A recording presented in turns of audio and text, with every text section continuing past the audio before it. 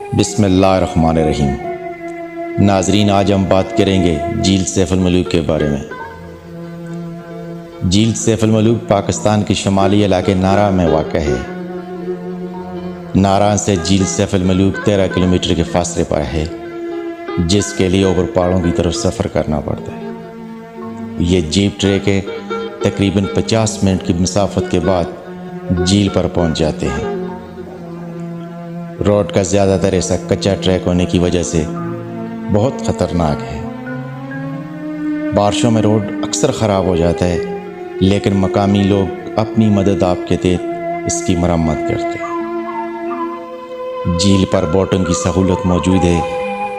اس کے علاوہ یہاں ہوٹل، مساجد اور ہر قسم کی شاپس موجود ہیں۔ جن لوگوں کو چلنے میں دشواری کا سامنا ہوتا ہے، ان کے لیے گھوڑ سواری کا انتظام بھی موجود ہے۔ جھیل سیف الملوک کے ساتھ جنات اور پریوں کی کہانیاں منسوب ہیں۔ اس میں کہاں تک سچائی اور فسانہ ہے، وثوق سے کچھ نہیں کہا جا سکتا، لیکن اس کہانی کا ذکر کتابوں میں موجود ہے۔ میاں محمد بخش نے محبت کی اس لازوال داستان کو شاعری میں ڈالا ہے، جو کہ انتہائی دل گرفتہ ہے۔ جھیل سیف الملوک سطح سمندر سے 10,578 فٹ بلندی پر واقع ہے۔ اس جھیل کا پانی پہاڑوں کے بجائے جھیل کی تہہ سے نکلتا ہے۔ اس جھیل کی گہرائی کا اندازہ آج تک کوئی نہیں لگا سکا۔ جس نے بھی جھیل کی تہہ میں پتہ لگانے کی کوشش کی، پھر وہ واپس نہیں آیا۔ کہا جاتا ہے یہ جھیل 3 لاکھ سال پہلے اس وقت وجود میں آئی جب وادی کغان کا سارا علاقہ برف سے ڈھکا ہوا تھا، اور ایک بڑے برفانی تودے نے ٹوٹ کر دریا کا پانی روک دیا۔ یوں یہ جھیل برفانی لبادہ اڑے ہوئے۔ شہزادہ سیف الملوک کی پیدائش کے حوالے سے مختلف آرائیں ہیں۔ بعض مفسرین کے نزدیک اسے مصر کا بادشاہ کا بیٹا ظاہر کیا گیا ہے، اور بعض کے ہاں دہلی کا بادشاہ۔ شہزادہ سیف الملوک کو مسلسل 7 راتوں تک خواب میں پری کا دیدار ہوتا رہا۔ شہزادہ اس پری پر فدا ہو گیا۔ شہزادے نے خواب کی تعبیر معلوم کرنے کے لیے نجومیوں سے رابطہ کیا، لیکن کوئی تعبیر نہ بتا سکا۔ آخرکار ایک عالم نجوم نے بتایا کہ تمہارے خواب میں آنے والی حسینہ کوکاف کی پری ہے، جو تمہاری پیدائش سے ہی تم پر فریفتہ ہے۔ وہ پری کوکاف میں رہتی ہے، اس کا نام بدیع الجمال ہے۔ ہر 12 سال کے بعد وہ انسانوں کی دنیا میں آتی ہے اور نارا میں ایک جھیل پر چاند کی 14ویں رات غسل کرتی ہے۔ اگر تم نے اس پری کو تلاش کرنا ہے تو تمہیں اس جھیل کے کنارے 12 سال تک چلا کاٹنا ہوگا، تبھی اس پری کا دیدار ممکن ہو سکتا ہے۔ نجومی نے شہزادے کو سلمانی ٹوپی دی اور کہا کہ چلا کاٹنے کے بعد ٹوپی پہن لینا، تب تم جنات اور پریوں کو دیکھ سکو گے۔ شہزادہ اپنے سفر پر روانہ ہو گیا۔ طویل مسافت کے بعد وہ نارام پہنچا اور ایک غار میں چلا کاٹنے لگ گیا۔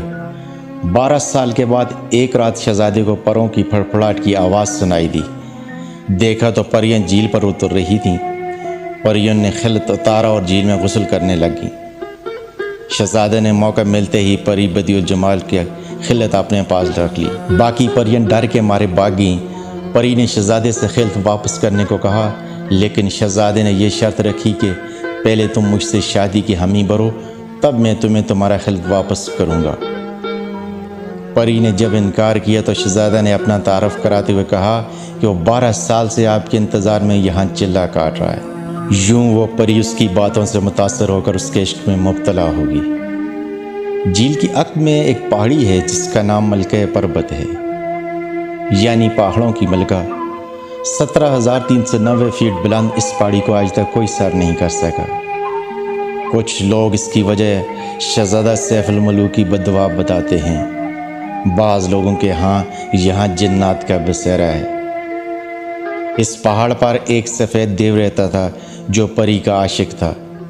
جب اس کو علم ہوا کہ ایک شہزادہ پری کو لینے آئے ہیں، تو وہ تیش میں آ کر دونوں کو جان سے مارنے کے لیے جھیل کی طرف چل نکلا۔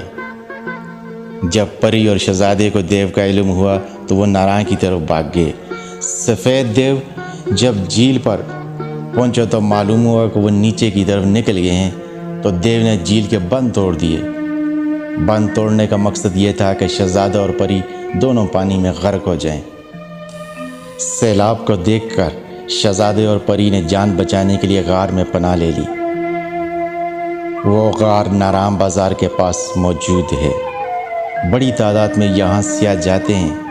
کہا جاتا ہے شہزادہ سیف الملوک اور پری بدیع الجمال سیلاب میں غرق ہو گئے تھے۔ کچھ لوگوں کو کہنا ہے چونکہ انہوں نے غار میں پناہ لے لی تھی سو وہ بچ گئے تھے اور آج بھی اس غار میں زندہ ہیں۔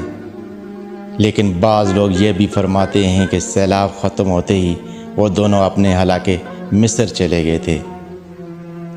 یہاں اس کہانی کا اختتام ہوتا ہے۔ اجازت چاہتا ہوں۔ اللہ حافظ ناصر۔